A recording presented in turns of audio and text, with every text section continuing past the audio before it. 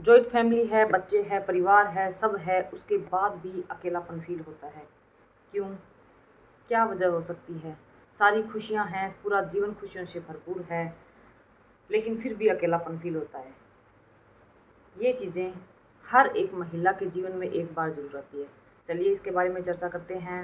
Hello guys, welcome back to my channel Shweta Jakhar में आपका फिर से तहे दिल से स्वागत है। तो आज हम बात करने वाले हैं एक ऐसी टॉपिक पर जो कि आज हर घर की, हर महिला की कहानी बन चुकी है। वो है अकेलापन, डिप्रेशन और बहुत ही खुद को अकेला महसूस करना। सब कुछ होते हुए भी एक उम्र का पड़ाव ऐसा आता है कि सब कुछ होते हुए भी हम बहुत अकेला फील करते हैं। इसकी वजह होती है, एक बहुत बड़ी वजह है जो हमने खुद ने ही बनाई होती है। एक जीवन का पूरा काल 10 साल, 15 साल हम पूरा अपनी जवानी, अपना यौवन, अपनी खूबसूरती सब कुछ अपने बच्चों पर, अपने सास ससुर पर, अपने परिवार पर, अपनी जॉइंट फैमिली को बनाने में लग जाते हैं। और उस बीच हम भूल जाते हैं कि हमारा भी कोई जीवन है। हम अपने बारे में कभी भी कुछ भी ऐसा बिल्कुल सोचते ही नहीं है, क्योंकि हमें ऐसे लगता है कि जो अभी हो रहा है वही हमेशा चलता रहेगा और हमें इस सब की चीज़ों की ज़रूरत ही नहीं पड़ेगी।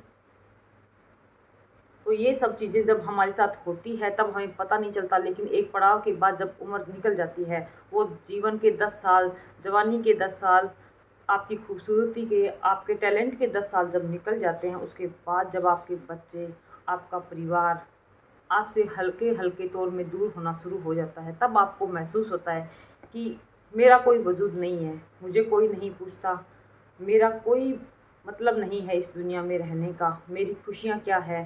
तो वो अंदर ही अंदर अकेलापन फील होने लगता है। तो इन सब चीज़ों से बचने के लिए परिवार संभालना भी ज़रूरी है, बच्चे संभालने भी ज़रूरी है, जॉइंट फैमिली है, सास ससुर है, सभी को संभालना बहुत ज़रूरी है। लेकिन ज़िंदगी के एक कोने में इतना सब कुछ जब हम संभाल लेते हैं, तो लाइफ के इतने सारे पार्ट्स में 10% हिस्सा हमें अपने लिए, खुद के लिए जीने के लिए रखना चाहिए। अभी भी देर नहीं हुई है। कहते हैं कि लोग कहते हैं कि जीवन बार बार नहीं मिलता। मैं कहती हूँ जीवन बार बार मिलता है, मौत सिर्फ एक बार मिलती है। जीवन हर सुबह मिलता है हमें। उम्र जस्ट ए नंबर है, आपके नंबर बढ़ रहे हैं, लेकिन फिर भी आपको जीना तो पड़ेगा। कैसे जीना है वो आप पर डिपेंड करता है। रही बात लोगों की, जब आप कुछ नहीं करते थे तब भी लोग आपके साथ नहीं थे, जब आप कुछ करेंगे तब भी लोग आपके साथ नहीं होंगे। लेकिन जिस दिन आप कामयाब हो जाते हैं, अपनी ज़िंदगी अपने हिसाब से जीना शुरू कर देते हैं, तो कुछ समय के बाद लोग भी ये समझ लेते हैं कि ये इसके जीने का तरीका, और उसी तरह वो इसको एक्सेप्ट भी कर लेते हैं।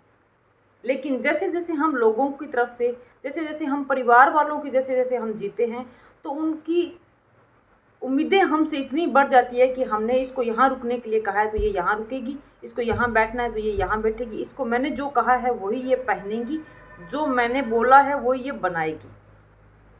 और यही रीज़न होता है कि 8, 10, 15 सालों के बाद एक बहू अपनी सास की बात सुनना बंद कर देती है, क्योंकि उस टाइम उसे लगने लग जाता है कि यार मैंने इतनी ज़िंदगी के 15 साल दे दिए, सब कुछ किया, लेकिन मुझे अवार्ड मिलना तो बहुत दूर की बात है, मुझे किसी ने आज तक सराहा भी नहीं है कि हाँ हमारी बहू बहुत अच्छी है, हमारी बहू ने ये किया है, हमारी बहू ने वो किया है। कोई किसी का नहीं है।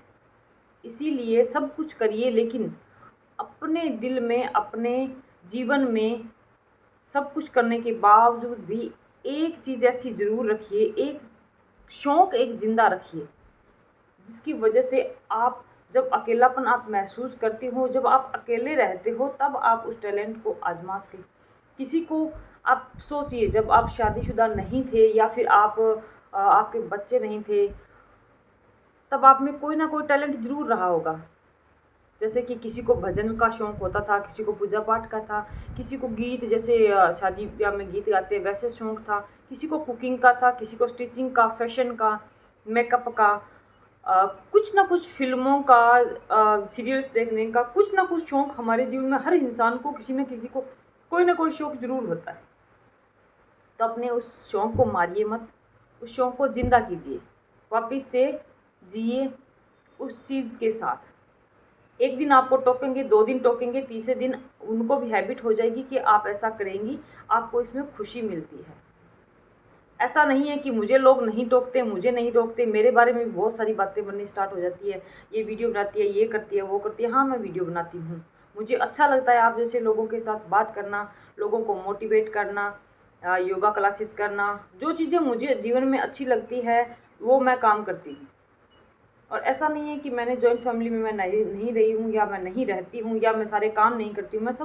मैं वो सब करती हूँ जो एक साधारण सी लड़की अपने परिवार के लिए, अपने माता पिता के लिए, अपने सास ससुर के लिए, अपने बच्चों के लिए करती है, वो सब करती हूँ। लेकिन इसका मतलब ये नहीं है कि हम अपने लिए जीना छोड़ दें।